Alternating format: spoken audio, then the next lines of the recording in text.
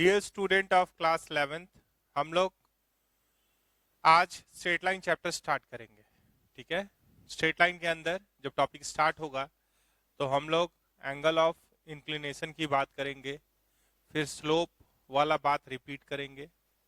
आप लोकस पढ़े थे, लोकस के सहारे हम लोग स्ट्रेट पाथ, ठीक है, यानी स्ट्रेट लाइन का इक्वेशन लेके आएंगे और उसका डिफरेंट फॉर्म्स देखेंगे। ठीक है, तो हम लोग अपना टॉपिक स्टार्ट कर रहे हैं। ये एक इम्पॉर्टेंट चैप्टर है। ठीक है, यहाँ से एक सवाल आपको जरूर मिलेगा जेई मेन में। ठीक है, तो चैप्टर स्टार्ट करते हैं। Straight line.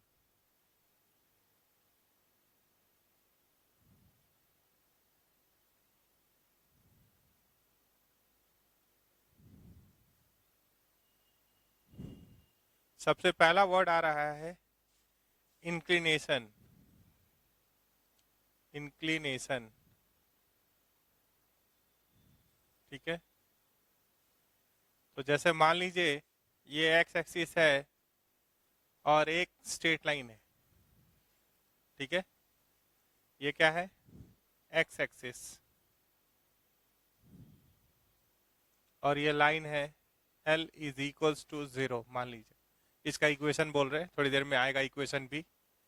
तो यहाँ पे एक this direction is termed as positive direction of x axis. यहाँ से स्ट्रेट लाइन पे काउंटर क्लॉकवाइज डायरेक्शन में आएंगे, मतलब एंटी क्लॉकवाइज डायरेक्शन में आएंगे तो एक एंगल बनेगा। उसका मेजरमेंट क्या है? थीटा। तो इंक्लिनेशन क्या हुआ? Angle made by the line with x axis, या इसको ऐसे बोल देते हैं with positive direction of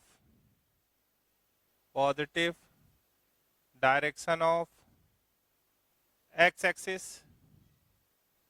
positive direction of x axis in counter clockwise. Anti clockwise को क्या बोलते हैं? एक और शब्द है काउंटर क्लॉकवाइज, मतलब एंटी क्लॉकवाइज डायरेक्शन में। Angle made by the line with a positive direction of x-axis in counterclockwise direction।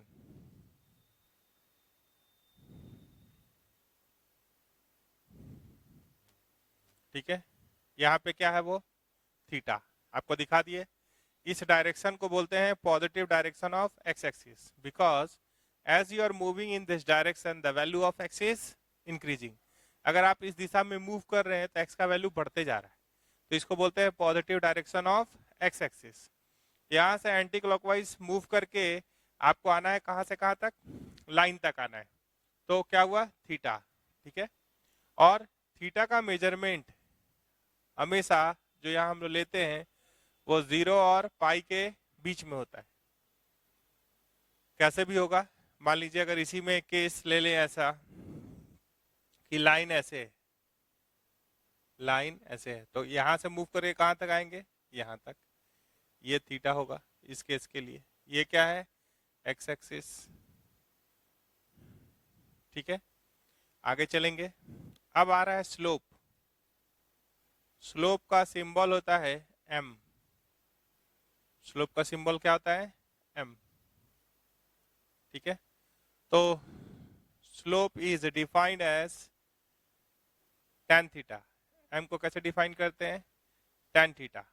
और थीटा एंगल ऑफ इंक्लिनेशन है। थीटा इज द एंगल, वही वाला बात, theta is the angle which line makes with positive direction of x-axis in anti-clockwise direction. ठीक है, अगर slope में ही कभी आपसे पूछा जाए, इस पे बात हम लोग किए हैं, थोड़ा सा और बात कर देते हैं।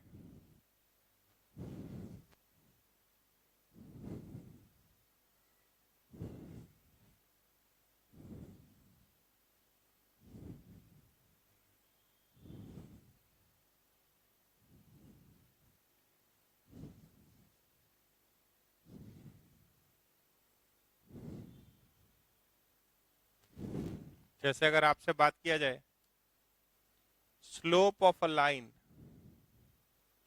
Slope of a line passing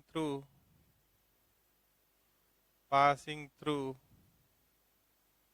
x1 y1 and x2 y2,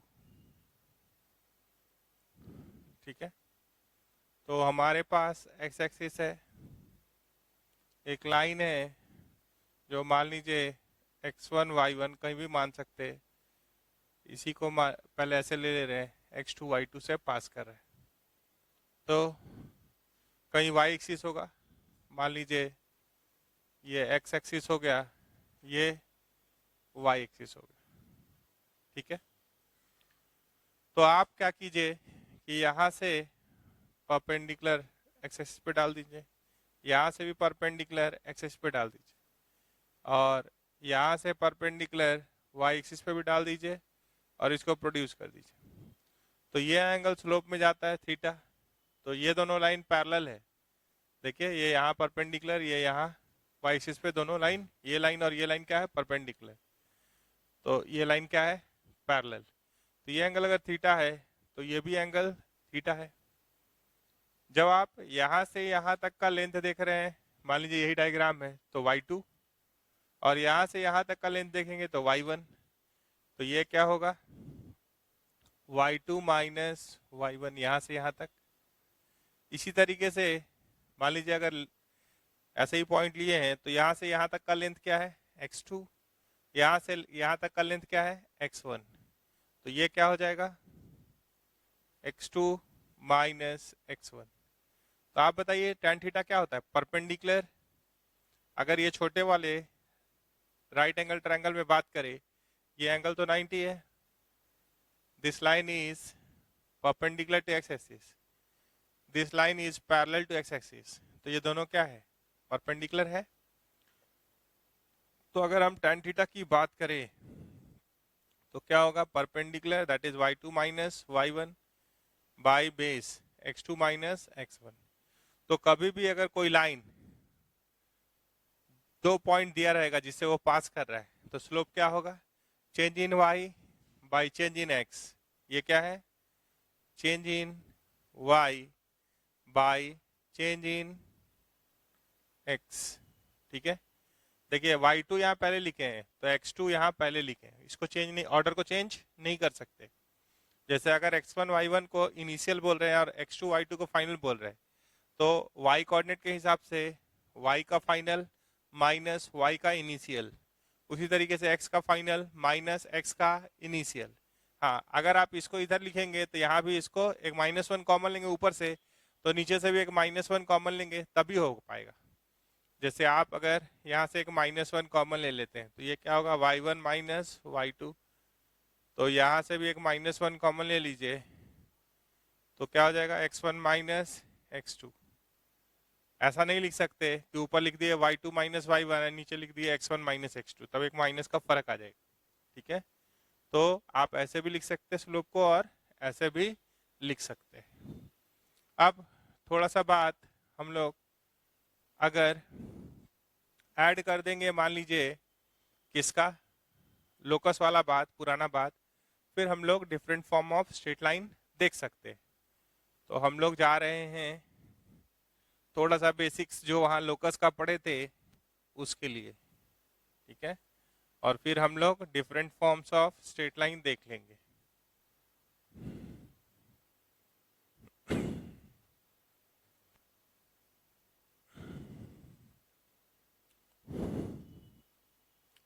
तो सबसे पहले हम लोग एक बार और क्या रिपीट करने जा रहे हैं, locus.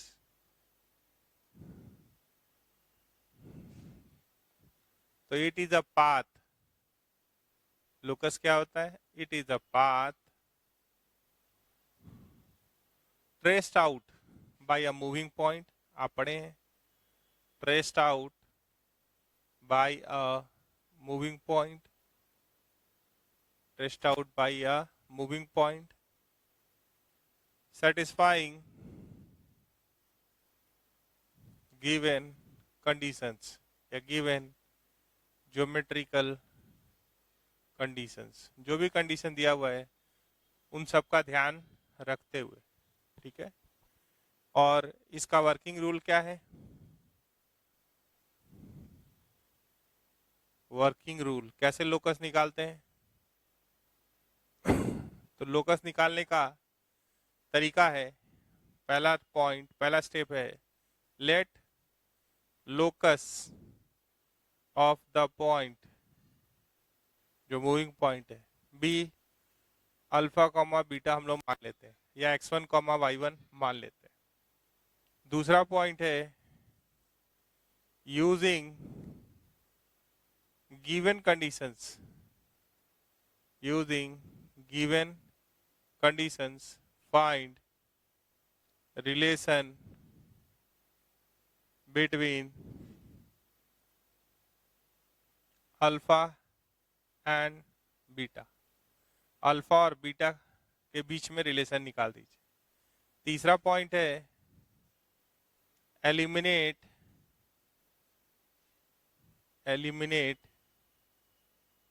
if any other variable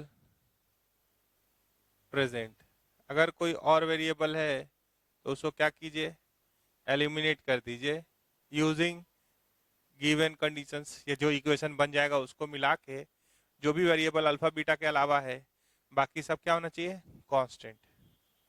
उसके बाद अल्फा के जगह पे x लिख दीजिए एंड बीटा के जगह पे y लिख दीजिए to get the desired result, to get the desired result. जिस रिजल्ट की तलाश थी वो आपको मिल जाएगा।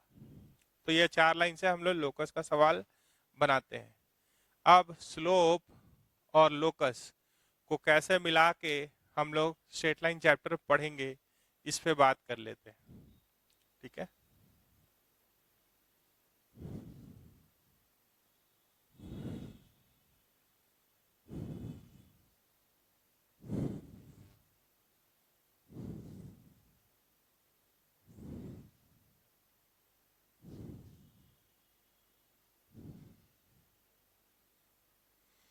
तो देखिए आपके पास है, पहले नाम लिख दें, different form of straight line.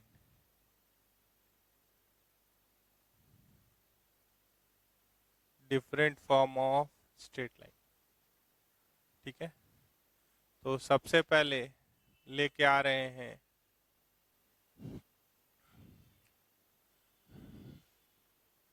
Equation of, जिसका नाम है मान लीजिए 2 पॉइंट फॉर्म। क्या है? 2 पॉइंट फॉर्म,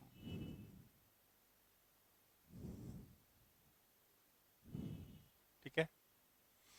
तो यहाँ पे 2 पॉइंट दिया हुआ है। Equation of straight line, equation of straight line passing through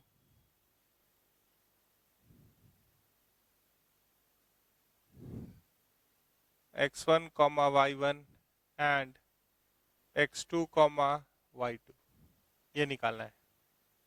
तो आप थोड़ा सा डायग्राम बना लीजिए। ये एक्स एक्सिस है, यहाँ एक स्ट्रेट लाइन है, ये किससे पास कर रहा है? ये पास कर रहा है x1 कॉमा y1 से। कहीं y एक्सिस भी है, कोई एक केस बना लिए, यहाँ भी बना सकते थे। और एक पॉइंट और है x2 कॉमा y2। अब इस स्ट्रेट पाथ का इक्वेशन आपको बताना है। तो आप क्या कीजिए कि इस पे कहीं भी एक पॉइंट ले लीजिए, मान लीजिए हम यही ले लिए, इसका नाम दे दिए alpha comma beta. Let the locus of the moving point be, कैसे चले, let the locus of the moving point be alpha comma beta. अब x1 y1 गिवन पॉइंट है, x2 y2 गिवन पॉइंट है। अब using given conditions we have to find a relation between alpha and beta. तो आप यहाँ से इस पे परपेंडिकुलर डाल दीजिए, इस पे परपेंडिकुलर डाल दीजिए और इस पे परपेंडिकुलर डाल दीजिए। थोड़ी देर के लिए हम मान लिए कि ये एंगल क्या है, थीटा है। ये एंगल क्या है, थीटा है। अब यहाँ से आप एक line parallel to x axis draw कर दीजिए, ठीक है।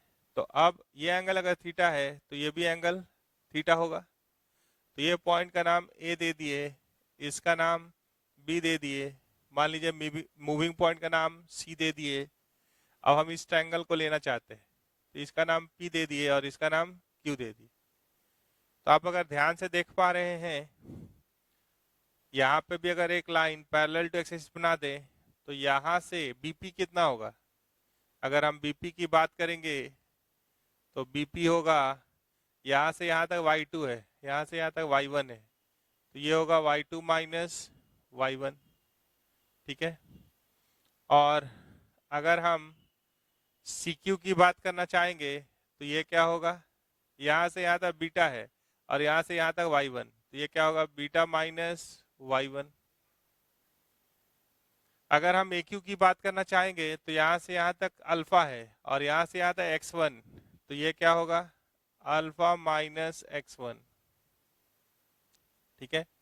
अगर हम AP की बात करना चाहेंगे तो यहाँ से यहाँ तक है x2 और यहाँ से यहाँ तक है x1, तो AP कितना होगा, x2 माइनस x1। देख लिया आप। अब अगर हम in triangle CAQ and triangle BAP देख रहे हैं, tan थीटा निकालना चाहते हैं। tan थीटा किसका रेशियो होता है, परपेंडिकुलर बाय बेस। तो अगर छोटे वाले ट्रायंगल में देख रहे हैं तो tan थीटा क्या होगा, CQ बाय AQ, और बड़े वाले ट्रायंगल में tan थीटा क्या होगा, BP बाय AP। तो ये कितना हो रहा है, CQ का लेंथ कितना आ रहा है, तो CQ का लेंथ अगर देखें तो बीटा माइनस y1, तो ये आ रहा है बीटा माइनस y1। और अगर AQ का लेंथ बोले तो AQ का लेंथ आ रहा है अल्फा माइनस x1। अगर BP का लेंथ बोले तो आ रहा है y2 माइनस y1। अगर AP का लेंथ बोले तो x2 माइनस x1। तो अगर हम ये tan थीटा को थोड़ी देर के लिए, ये तीनों बराबर है तो ये दोनों भी बराबर है, तो अगर हम इतने पे फोकस करें तो we are having a relation between alpha beta और बाकी सब चीज क्या है, गिवन कांस्टेंट है, लिखा है ना, equation of straight line passing through x1 y1 and x2 y2। तो x1 y1 and x2 y2 जो कोऑर्डिनेट दिया हुआ है वो क्या है, गिवन कांस्टेंट्स है। तो अब इस इक्वेशन में क्या हुआ, अल्फा है, बीटा है, बाकी सब कांस्टेंट है, तो अल्फा की जगह पे x और बीटा की जगह पे y लिख देंगे तो लोकस मिल जाएगा। तो ये क्या आ गया, y minus y1 by x minus x1 is equals to y2 minus y1 by x2 minus x1। तो ये हो गया equation of straight line passing through x1 y1 and x2 y2, ठीक है। अभी अगर आप यहाँ पे अगर ये छोटा वाला भी ट्रायंगल लेते, ये छोटा वाला ट्रायंगल भी लेते, तो ये एंगल थीटा तो ये भी एंगल थीटा होता, तो और भी लिख सकते आप इसी को। यहाँ आप x1 y1 जो देख रहे हैं, यहाँ पे अगर आप x और y, अल्फा और बीटा, और x1 y1 की जगह पे x2 y2 भी अगर लेते तो भी स्लोप निकल जाता। तो कोई ऐसे भी बोल सकता है, कोई ऐसे भी बोल सकता है, y minus Y two by x minus x two बराबर y2 minus Y one by X two minus X one. ये स्लोप है और ये मूविंग पॉइंट के सहारे स्लोप है। ठीक है, तो आप ऐसे भी लिख सकते और ऐसे भी लिख सकते, दोनों को सिंप्लीफाई करेंगे तो सेम ही आंसर आएगा। क्रॉस मल्टीप्लाई करेंगे तो एक ही जगह पहुंचेंगे, इसमें कोई घबराने का बात नहीं है। ठीक है, तो ये बात अब याद रख लीजिए कि equation of straight line passing through x1, y1, x2, y2 is y minus y1 by x minus x1, और ये क्या है, slope of line passing through x1 y1 and x2 y2। चलिए इसी को थोड़ा और आगे बढ़ाते हैं, इसी को थोड़ा सा और आगे बढ़ाते हैं।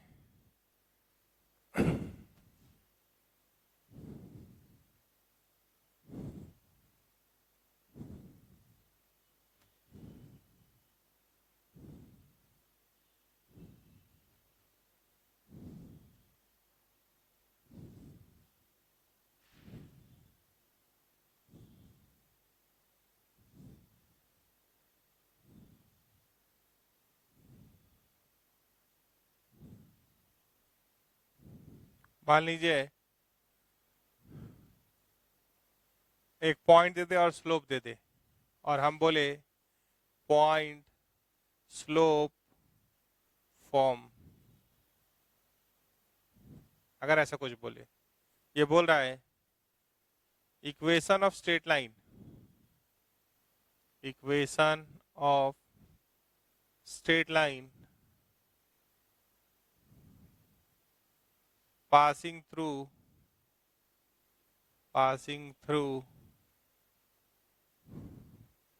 x1 y1 and slope m, slope m। तो m मतलब क्या होता है, tan थीटा। तो अगर उसी तरीके से हम लोग चले, ये x एक्सिस है, ये y एक्सिस है, ये एक लाइन है जो यहाँ पे थीटा एंगल बना रहा है, m दिया हुआ है, और m किसके बराबर होता है, tan थीटा के। ठीक है, तो यहाँ पे एक पॉइंट जिसे वो पास कर रहा है वो दिया हुआ है x1 y1। तो हम इस पे एक मूविंग पॉइंट मान लेते हैं, लेट, वही वाला बात, let the locus of moving point be alpha comma beta. ठीक है, मान लिए, तो इस पे एक पॉइंट इधर या इधर कहीं भी मान ले, मान लीजिए ये ऐसे ही मान लिए अल्फा कॉमा बीटा। यहाँ से परपेंडिकुलर वही काम, एक्सिस पे डाले दोनों से परपेंडिकुलर, और एक लाइन इसे पास करता हुआ पैरेलल टू एक्सिस बना दिए, या यहाँ से परपेंडिकुलर डालते यहाँ तक आते इसी को प्रोड्यूस किए जो यहाँ पे इसको काटा। तो ये अगर थीटा है तो ये भी एंगल क्या होगा, थीटा। और आपसे अगर हम पूछे कि बताइए तो इसका लेंथ डायग्राम के हिसाब से, तो यहाँ से यहाँ तक बीटा है और यहाँ से यहाँ तक y1 है, तो ये क्या होगा, बीटा माइनस y1। अगर इसका लेंथ पूछे तो यहाँ से यहाँ तक अल्फा है और यहाँ से यहाँ तक x1 है, तो ये क्या होगा, alpha minus x1, depending upon diagram लिखे। ठीक है, तो tan थीटा का वैल्यू परपेंडिकुलर, तो थीटा के हिसाब से परपेंडिकुलर कौन है, परपेंडिकुलर का लेंथ कितना है, side opposite to considered acute angle is perpendicular, तो इसका अपोजिट वाला कौन है, उसका लेंथ कितना है, बीटा माइनस y1। तो परपेंडिकुलर हो गया बीटा माइनस y1 और बेस हो गया अल्फा माइनस x1। ठीक है, तो tan थीटा तो दिया हुआ है m, थीटा नहीं दिया है लेकिन tan थीटा का वैल्यू क्या दिया है, m, यहाँ गिवन है, और x1 y1 भी गिवन है। तो अब यहाँ पे क्या लिख दिए, m बराबर beta minus y1 by alpha minus x1। तो जब आप इस रिलेशन को देख रहे हैं तो यहाँ अल्फा है, बीटा है, बाकी सब गिवन कांस्टेंट है। तो अब क्या करना है, बीटा की जगह पे y और अल्फा की जगह पे x लिख देना है। तो अगर यहाँ लिखिएगा y तो ये क्या हो जाएगा, y minus y1 by x minus x1 is equals to m। ठीक है, ध्यान से आप देख पा रहे हैं। तो ये अगर कभी भी आपसे एक पॉइंट और स्लोप दे दे तो क्या कीजिए, y minus y1 by x minus x1 is equals to m लिख दीजिए। ठीक है, क्रॉस मल्टीप्लाई करके सिंप्लीफाई कर दीजिए इस एक्सप्रेशन इसको, तो ये क्या मिल जाएगा, पॉइंट स्लोप फॉर्म। पॉइंट कहाँ दिख रहा है, यहाँ पे x1 y1, स्लोप कहाँ दिख रहा है, ये। अब इसी को थोड़ा सा और एलेबोरेट करें तो क्या मिल सकता है, सो देखिए।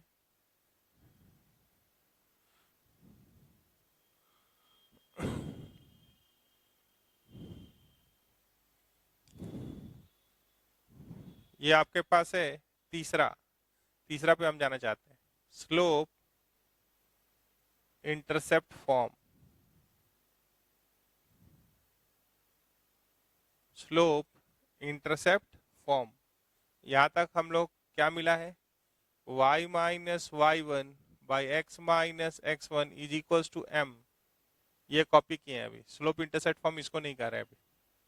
आप थोड़ा सा क्रॉस मल्टीप्लाई करेंगे, एक बात मान चुके हैं कि here x1 y1 and m are given constant. m क्या है, स्लोप, x1 y1 क्या है, पॉइंट। तो अगर हम इसको ध्यान से देखें तो y minus y1 mx minus mx1, तो इसको लिख सकते हैं y is equals to mx plus y1 minus mx1। तो x1 y1 और m एक गिवन कांस्टेंट है, तो इसको क्या बोल सकते हैं, y is equals to mx और इसका नाम रख दिए c। ठीक है, तो इसी फॉर्म को बोलते हैं स्लोप इंटरसेप्ट फॉर्म। क्या बोलते हैं इसको, स्लोप इंटरसेप्ट फॉर्म। देखिए कोफिशिएंट ऑफ x क्या दे रहा है, m क्या है, स्लोप, ये क्या है, स्लोप। और अगर आप थोड़ा सा ग्राफ को याद करेंगे तो अगर हम x के जगह पे 0 रख दे रहे हैं तो y बराबर c हो जा रहा है। तो ये c क्या है, ये है y इंटरसेप्ट। ये क्या है, y इंटरसेप्ट। मतलब x एक्सिस, ये सॉरी स्ट्रेट लाइन कब y एक्सिस को काटेगा तो कहाँ पे काटेगा, at y is equals to c पे। यहाँ पे अगर आप और लिखने बोलिएगा तो क्या बोलेंगे, for any point on x axis क्या होता है y 0, any point on y axis x क्या होता है 0। तो हम लोग क्या करते हैं, फॉर y इंटरसेप्ट, ठीक है, put x is equals to 0। तो x इज इक्वल्स टू 0 इसमें डाले, आपके पास था y is equals to mx plus c। तो put x is equals to 0, तो y बराबर क्या आ रहा है, c। इसको क्या बोलते हैं, इसको बोलते हैं y, c को क्या बोलते हैं, y इंटरसेप्ट। इंटरसेप्ट, c को बोलते हैं y इंटरसेप्ट। तो y is equals to mx plus c क्या हो गया, कोफिशिएंट ऑफ x स्लोप हो गया और c हो गया y इंटरसेप्ट। अगर x इंटरसेप्ट आपको अगर यहीं पे अगर निकालना होता कि सर हमको x इंटरसेप्ट चाहिए, तो कभी भी आप x एक्सिस पे होते हैं, जैसे मान लीजिए यही लाइन है, एक मिनट के लिए ऐसे ही कोई लाइन दिख रहा है, या जो आप डायग्राम बनाए थे वहां भी चल सकते हैं। तो ये जो आप यहाँ का जो आप कोऑर्डिनेट देख रहे हैं, मान लीजिए अगर हम बोले कि इसका कोऑर्डिनेट a कॉमा 0 है, तो any point on x axis y क्या होता है, कहीं भी पॉइंट एक्सिस पे होता है तो y क्या होता है 0, और any point on y axis x क्या होता है 0। तो यहाँ पे अगर इसका नाम 0 कॉमा b है तो b क्या है, y इंटरसेप्ट। y एक्सिस को लाइन कहाँ पे काटेगा, तो at y is equal to b पे काटेगा। तो ऐसा होगा। एक्स एक्सिस को कहाँ पे काटेगा, तो at X is equals to A पे काटेगा। तो जहाँ पे लाइन एक्सिस को काटेगा वो इंटरसेप्ट कहलाता है। ठीक है, तो इस पे और बात आगे आएगा। ठीक है, आगे बढ़ते हैं, इसको मिटा रहे हैं।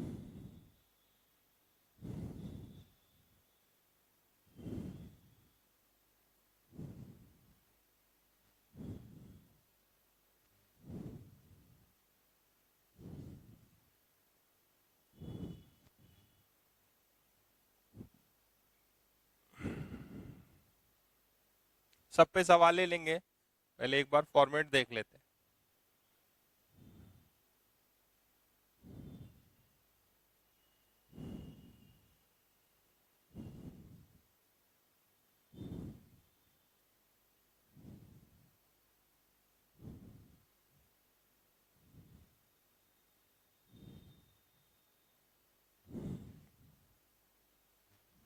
देखिए,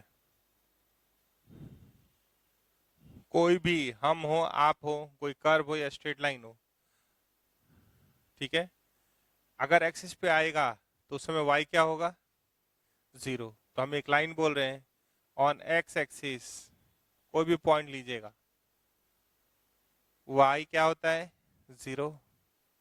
ऑन वाई एक्सिस एक्स क्या होता है, जीरो।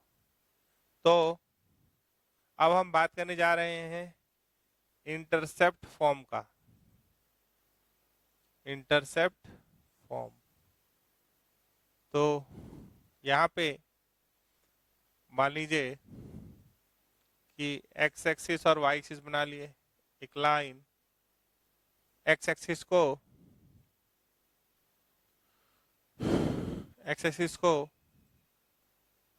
और वाई एक्सिस को ऐसे काट रहा है। तो एक्सिस को काट रहा है at X is equals to A, तो इसका कोऑर्डिनेट क्या हो जाएगा, A comma zero. Y axis को काट रहा है बी पे, वाई का वैल्यू क्या है बी, तो जीरो कॉमा बी पे। तो equation of straight line, equation of straight line having X intercept A and y intercept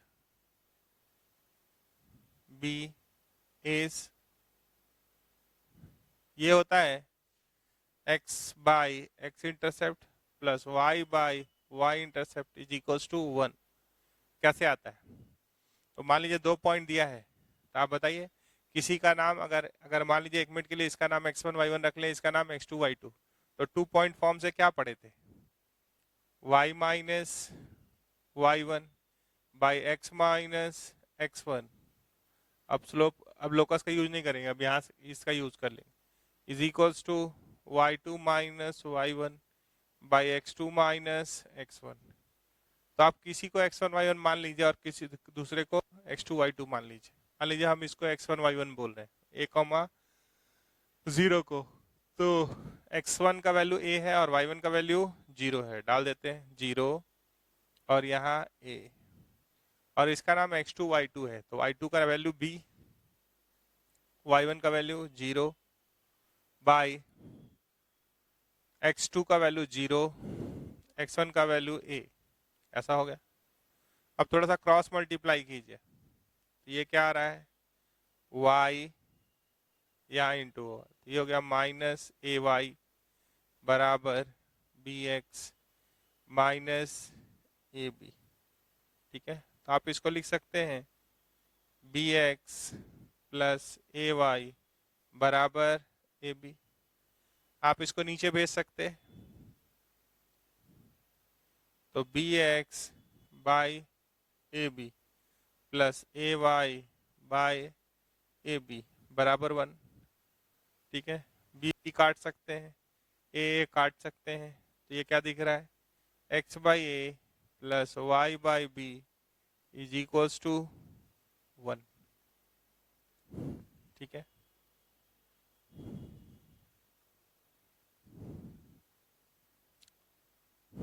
ध्यान दीजिएगा। तो ये क्या कहलाता है? Intercept form. तो अगर इंटरसेप्ट फॉर्म में बातों कुछ और आगे बढ़ाया जाए तो क्या क्या कर सकते?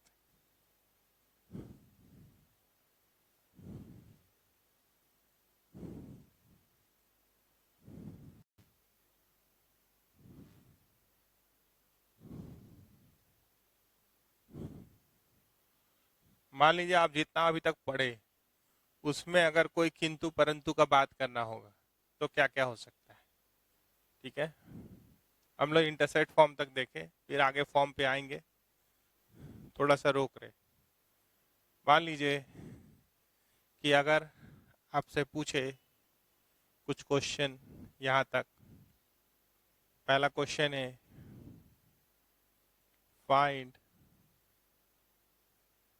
Slope of the line. ठीक है, स्लोप निकालना है। लाइन है आपके पास, ये एक्स एक्सिस है, लाइन यहाँ पे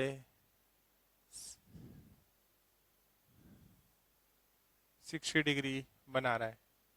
ये एक्स एक्सिस है और ये वाई एक्सिस। ये लाइन यहाँ पे एंगल कितना बना रहा है? 60 डिग्री। ये हो गया ए। इसी तरीके से बी है, मान लीजिए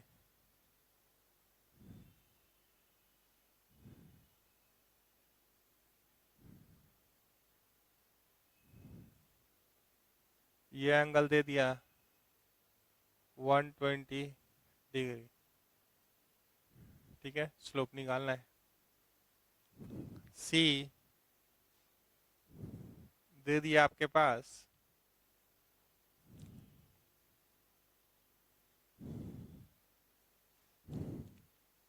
एक लाइन है यहाँ पे 30 डिग्री है। ठीक है, एक्स एक्सिस और वाई एक्सिस। ये एक्स एक्सिस है, ये वाई एक्सिस है, आप जान ही रहे। ये एक्स एक्सिस है, ये वाई एक्सिस। ठीक है,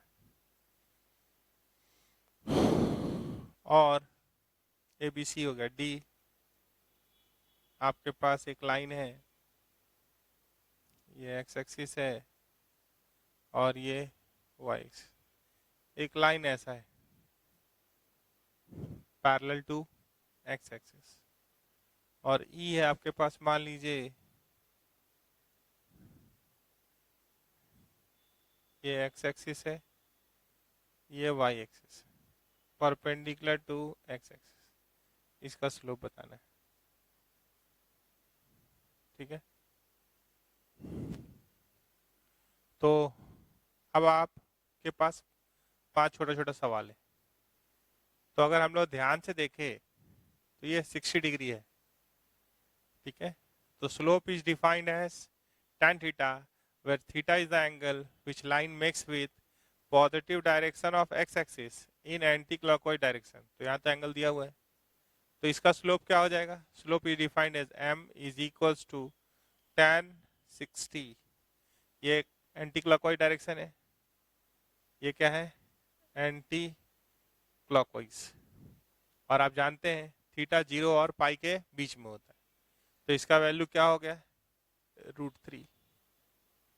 अब स्लोप में कौन वाला एंगल जाता है आप जानते हैं, यहाँ पे दिया हुआ है 120 डिग्री ये। ठीक है, ये positive direction of x axis है, ये एंगल हम लोग को निकालना है। तो they are vertically opposite angle. ये अगर 120 है तो ये भी क्या होगा? 120 डिग्री। तो स्लोप क्या होगा? इसका स्लोप होगा m is equal to tan of 120 degree.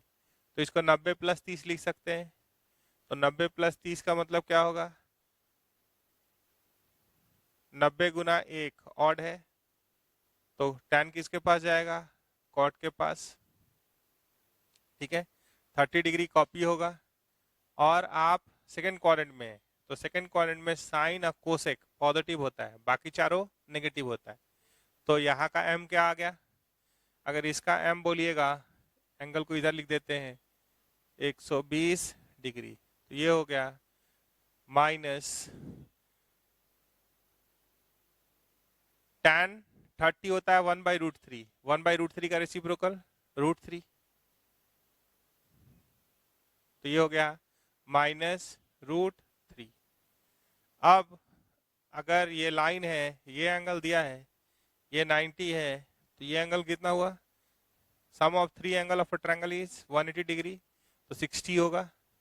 तो ये भी क्या हो गया, ये दोनों को जोड़ते हैं तो इसके बराबर होता है, तो 90 + 30, तो ये हो गया 120। तो इसका भी आंसर क्या हो गया? -√3, क्योंकि tan 120 डिग्री यहाँ पे ला चुके हैं, क्या होता है? -√3, तो स्लोप हो गया -√3। अगर इसमें एंगल ऑफ इंक्लिनेशन पूछते तो 60, इसमें एंगल ऑफ इंक्लिनेशन पूछते तो 120, उसमें एंगल ऑफ इंक्लिनेशन 120। अच्छा, ये line parallel to x axis, ठीक है। तो अगर कभी भी line parallel to x axis होता है, ठीक है, तो यहाँ पे एंगल इसके और इसके बीच में एंगल क्या लिखिएगा? या तो 0 या पाई बोलिएगा, ठीक है। तो tan 0 बोलिए या पाई बोलिए, m = tan 0 और पाई, कुछ भी बोलिएगा तो क्या आएगा? 0। तो इसका स्लोप क्या होता है? तो line parallel to x axis का स्लोप क्या होता है? 0, ठीक है। Line parallel to x axis का स्लोप क्या होता है? Slope of line parallel to x axis is 0। और ये एंगल जाना है, ये डायरेक्शन है positive direction of x axis, ये एंगल है 90 डिग्री, एंटी क्लॉकवाइज में चले 90 आया। आप जानते हैं m = क्या होगा? tan 90, क्या है ये? अनडिफाइंड। तो स्लोप ऑफ वर्टिकल लाइन मतलब line perpendicular to x axis is not defined या अनडिफाइंड, नॉट डिफाइंड, ठीक है।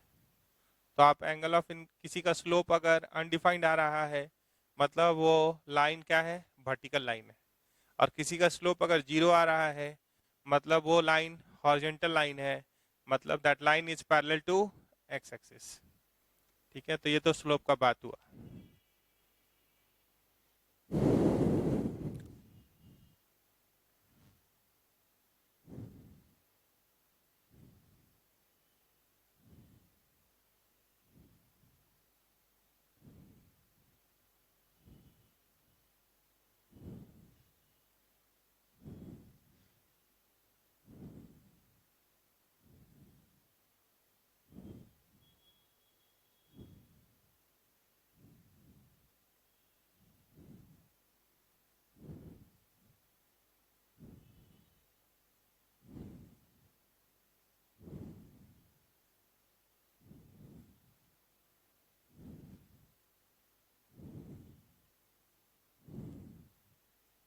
अब दूसरा पॉइंट है, मान लीजिए क्वेश्चन नंबर 2 है,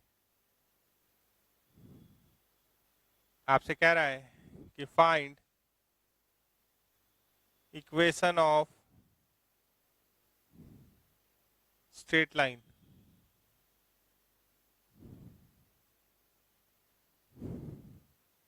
passing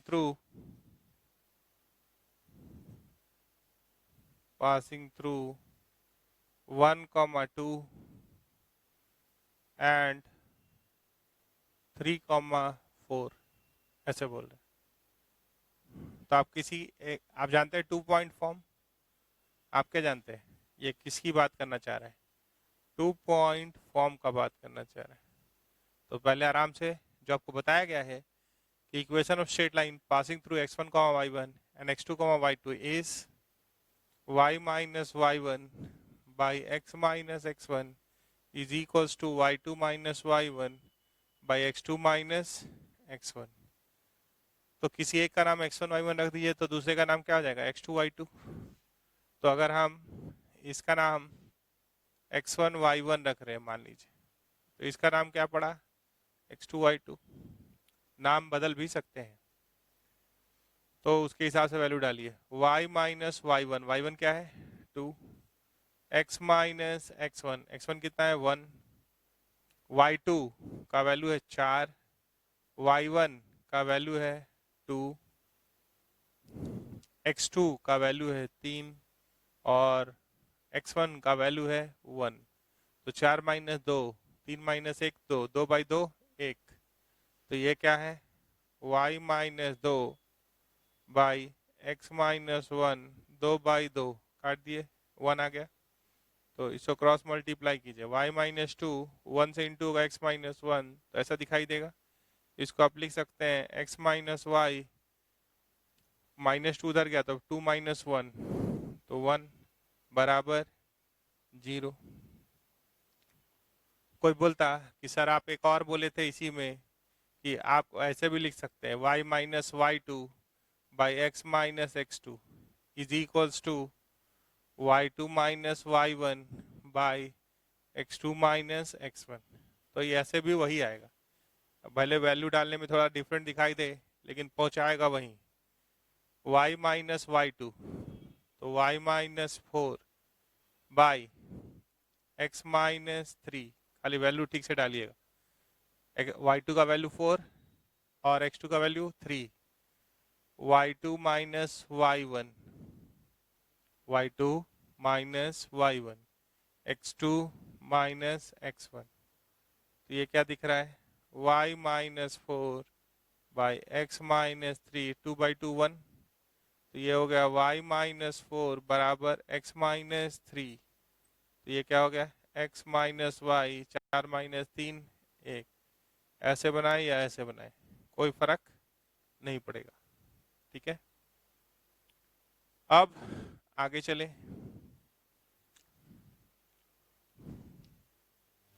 अगर आपके पास आंसर आ चुका है x minus y plus 1 is equal to 0, अगर इसी लाइन का आप x इंटरसेप्ट और y इंटरसेप्ट निकालना चाहते हैं, यहीं पे लिखते also find x intercept and y intercept, ठीक है। मान लीजिए a ये है,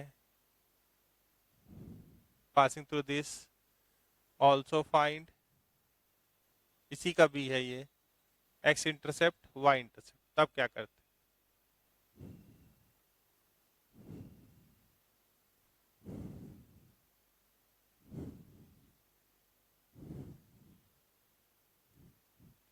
तो आपके पास आ चुका है x minus y plus 1 is equal to 0, ये मिल चुका है, ठीक है। तो कभी भी अगर इसको इसका x इंटरसेप्ट निकालना है तो आप ऐसे चल सकते हैं, for x intercept put y is equals to 0। तो आप अगर x माइनस वाई की जगह पे 0 डाल दिए, प्लस 1 बराबर 0, तो x बराबर क्या आ रहा है -1, ठीक है। और अगर बात कीजिएगा फॉर y इंटरसेप्ट, तो put x is equals to 0। तो इसमें अगर x की जगह पे इसमें 0 डालिएगा तो y क्या आएगा, y बराबर 1। तो x इंटरसेप्ट -1 है, इसका मतलब क्या है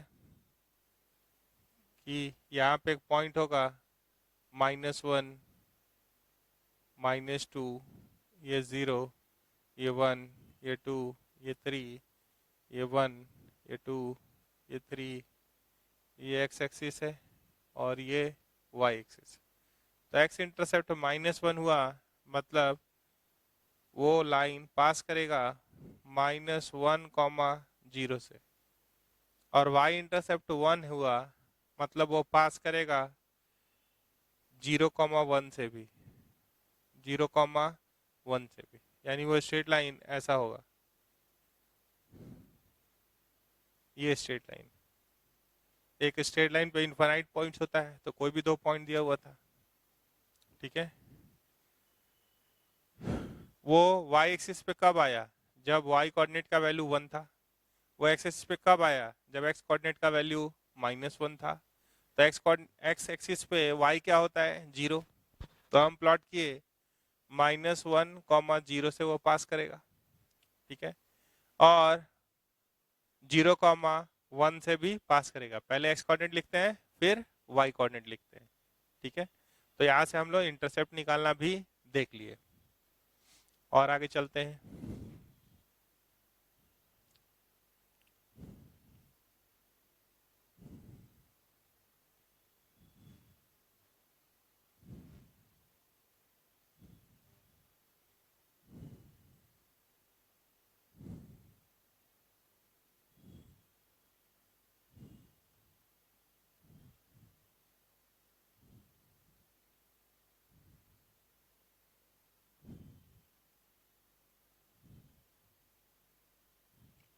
क्वेश्चन नंबर 3 है हमारे पास, find x intercept and y intercept,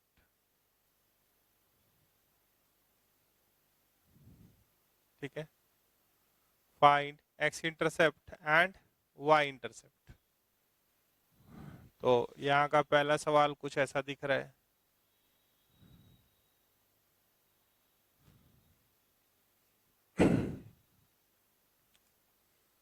अगर लाइन ऐसे,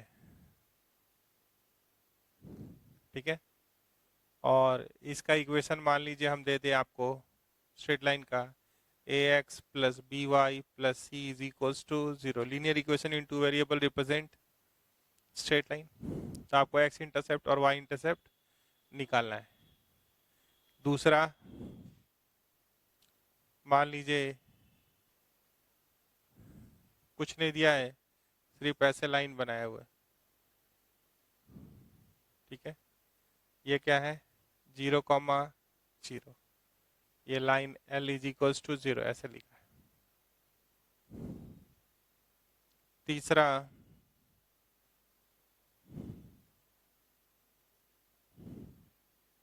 एक लाइन ऐसे दे दिया, और ये बोला है ये है c। यहाँ पे y का वैल्यू क्या है? c।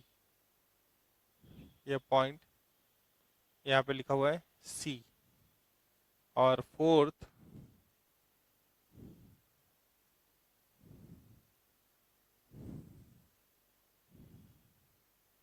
मान लीजिए यहाँ लिखे हैं हम x का वैल्यू कि ये x एक्सिस है और ये y एक्सिस, ये x एक्सिस, ये y एक्सिस।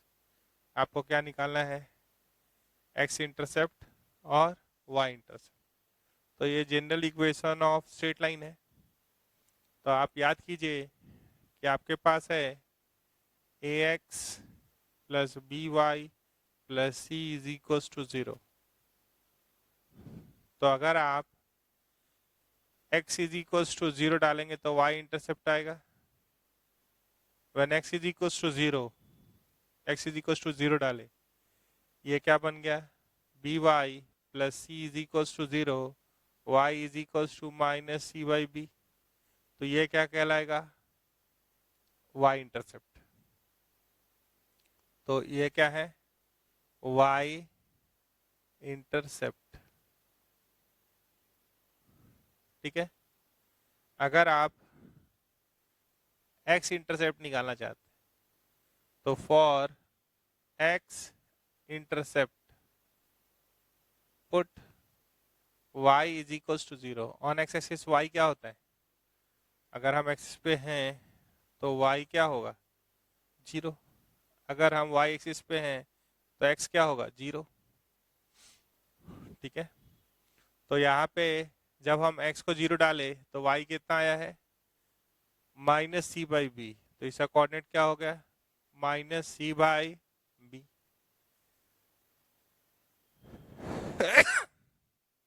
अगर y को 0 करेंगे, तो क्या हो जाएगा, ax + c = 0। तो x बराबर -c/a। तो ये क्या कहलाएगा, x इंटरसेप्ट। तो यहाँ लिख देंगे -c/a। कोऑर्डिनेट कैसे लिखेंगे, ऑन एक्स एक्सिस y 0 होता है और x इंटरसेप्ट कितना है, -c/a। ठीक है। तो ये हो गया, x इंटरसेप्ट भी निकल गया।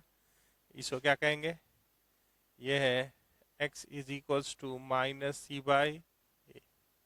इसको क्या बोलेंगे, x इंटरसेप्ट। ठीक है। अगर यहाँ y का वैल्यू c दिया हुआ है तो ये तो एक्सिस को कभी काटा ही नहीं। तो एक्सिस को कहाँ पे काटेगा, एक्सिस को जब काटेगा उस समय x कोऑर्डिनेट का वैल्यू कितना होगा, यही x इंटरसेप्ट बताता है। तो ये तो एक्सिस को काटा ही नहीं। लाइन इज पैरेलल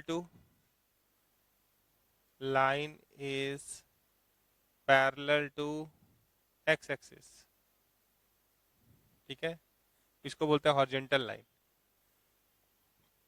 तो x intercept is undefined, x intercept is not defined, x intercept defined नहीं है। और यहाँ पे y कोऑर्डिनेट का वैल्यू कितना है, c। तो y इंटरसेप्ट यहाँ पे दिख रहा है, वो क्या है, y इंटरसेप्ट बराबर c। अगर यहाँ आइएगा तो this line is cutting x axis at origin, cutting y axis at origin. तो x इंटरसेप्ट क्या होगा, x इंटरसेप्ट 0, y इंटरसेप्ट 0। ठीक है। अगर इसकी बात कीजिएगा तो line is perpendicular to x axis, तो it is not intersecting y axis. तो y इंटरसेप्ट डिफाइंड नहीं होगा। तो इस केस में क्या होगा, y इंटरसेप्ट इज अनडिफाइंड। अगर आप बात कीजिएगा x इंटरसेप्ट की, इसकी बात कीजिएगा, x इंटरसेप्ट इज k। यहाँ पे x कोऑर्डिनेट का वैल्यू क्या दिया हुआ है, k। ठीक है। और इक्वेशन क्या हो जाता है ऐसे लाइन का, x बराबर k। इसका इक्वेशन कैसा होता है, x बराबर k। इसका इक्वेशन का नाम होगा x बराबर k। इसका इक्वेशन का नाम अगर निकालेंगे तो ये आएगा y बराबर c। Through out this line y remains constant and it's value is, through out this line y का वैल्यू क्या होगा, बदल नहीं रहा है, कांस्टेंट है। y क्या है, c। तो इसका इक्वेशन क्या होगा, y = c। और वर्टिकल लाइन का क्या हो गया, x = कांस्टेंट। ठीक है। इस केस में स्लोप क्या होता है, 0। वर्टिकल लाइन के केस में स्लोप क्या होता है, अनडिफाइंड। tan 90 is undefined. ठीक है, आगे चलेंगे।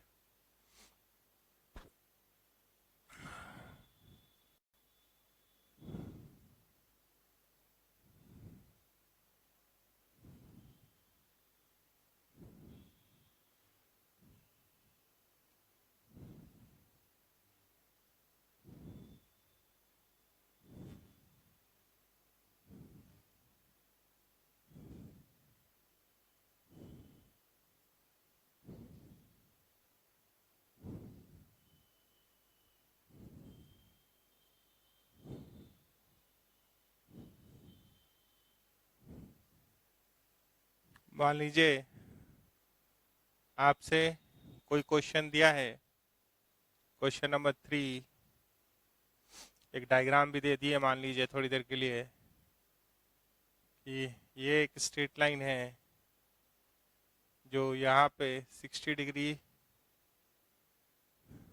बना रहा है। ठीक है। और ये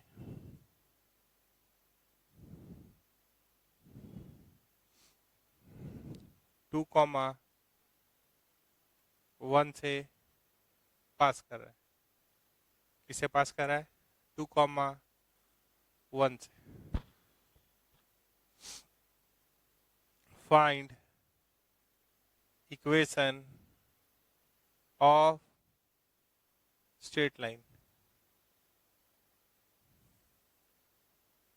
इन द गिवन फिगर। ठीक है, तो आपको क्या करना है, ये एंगल 60 है, तो आपको पॉजिटिव डायरेक्शन ऑफ एक्सिस के साथ एंटी क्लॉकवाइज वाला एंगल निकालना है। तो ये 90 है, ये 60 है, ये positive direction of x axis, anti clockwise में घूमना है। तो इस एंगल का मेजरमेंट क्या हो जाएगा? 90 + 60। आप जानते हैं sum of this two angle is equals to this angle, X ये एंगल हो जाएगा। तो ये कितना हो गया? 150 डिग्री। और एक पॉइंट दिया हुआ है जिससे वो पास करता है, पी का कोऑर्डिनेट है 2,1। तो इक्वेशन ऑफ स्ट्रेट लाइन होता है y - y1 by x - x1 is equals to tan theta. तो थीटा कोई भी एंगल दिया हुआ उसको थीटा नहीं समझ लेंगे। थीटा क्या होता है? Theta is the angle which line makes with positive direction of x axis in anti clockwise direction. तो वो एंगल निकाले तो वो कितना मिला? 150। तो यहाँ पे वैल्यू डाल दीजिए, y - 1 by x - 2 is equals to tan 150 degree. तो इसको लिख सकते हैं 90 + 30। तो इसका वैल्यू निकाले तो आया -cot 30, तो -√3। तो ये कैसा दिखाई देगा? y - 1 -√3x minus minus plus 2√3। ये हो गया √3x + y -1 माइनस या बराबर, उधर लिखना है तो उधर भी लिख सकते हैं। तो ये क्या हो जाएगा? बराबर 2√3 + 1। ठीक है, 2√3 + 1 आंसर। तो आप बेसिक्स जो एनसीईआरटी का सवाल है उसको बनाना शुरू कर सकते हैं, जो कि रिलेटेड है 2 पॉइंट फॉर्म से या पॉइंट स्लोप फॉर्म से या पॉइंट इंटरसेप्ट फॉर्म से। बाकी फॉर्म का डिस्कशन हम लोग नेक्स्ट क्लास में करेंगे, तो फिर सारा सवाल बन जाएगा। ठीक है, तो बाकी बात नेक्स्ट क्लास में करेंगे। Thank you.